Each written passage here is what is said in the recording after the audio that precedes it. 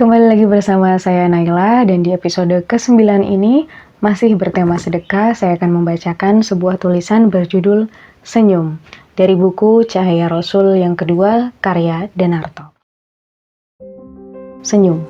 Dan senyumanmu untuk saudaramu adalah sedekah. Barang tentu hal yang paling sederhana yang dapat diteladani dari budi pekerti Rasulullah sehari-harinya adalah senyum. Beliau memang selalu melempar senyum jika bertemu siapa saja, bahkan kepada orang yang tidak menyukai beliau. Senyum Nabi memang terkenal, yang tidak hanya menambah kedekatannya dengan umat, juga menambah kesejukan bagi kata-kata beliau. Ingin rasanya umat selalu dekat kepada nabinya. Rasulullah selalu tersenyum lebih dulu jika berpapasan dengan siapapun, mengulurkan tangannya lebih dulu sebelum orang mengucapkan sepatah kata pun. Inilah tanda keramahan yang selalu dikenang umatnya. Senyumnya membuat hati jadi sejuk, senyum Nabi memberikan harapan. Di dalam dunia yang penuh pergolakan ini, ada seorang bankir yang tidak tersenyum. Konon, bankir ini bahkan kepada keluarganya pun tidak menyunggingkan senyumnya. Padahal anaknya yang berumur 2,5 bulan bukan main lucunya.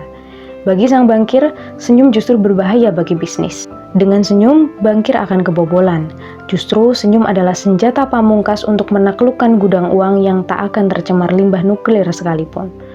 Pada suatu hari yang memuramkan bisnis uang di mana-mana, sang bankir semakin yakin bahwa senyum adalah tanpa harapan bagi pengembalian udara cerah bagi bisnis apapun. Kolega-koleganya pun lalu berbondong-bondong mengikuti jejaknya. Namun malam harinya, sang bankir bermimpi bertemu Rasulullah yang tersenyum. Ia yang mencoba bertahan untuk tidak tersenyum gagal. Ia menyambut senyum Rasulullah dengan senyumnya yang tak kalah bahagianya. Ketika ia terbangun, jam menunjukkan dini hari. Ketika ia duduk di tempat tidur, ia menoleh sebuah cermin besar di meja rias istrinya. Bukan main kagetnya karena ia melihat dirinya tersenyum. Suatu sisa senyum yang dibawanya dari mimpi tadi. Maka, anak bungsu yang kebetulan ikut bangun dan masuk kamar itu, demi melihat ayahnya tersenyum, ia pun bersorak membangunkan seisi rumahnya yang masih tertidur. "Hore, papa tersenyum, papa tersenyum." Ibunya terbangun kaget lalu menoleh kepadanya. Disusul kakak-kakak si kecil di kamar lain, disusul pula kakek, nenek, dan paman serta bibinya yang kebetulan menginap di kamar lain. Semua mereka menghambur ke kamar sang bankir hingga kamar itu jadi meriah seperti ada pesta. Sang bankir yang ditatap seluruh anggota keluarganya itu tidak berkata apa-apa, hanya melepaskan sesungging senyum yang kelihatan begitu manis.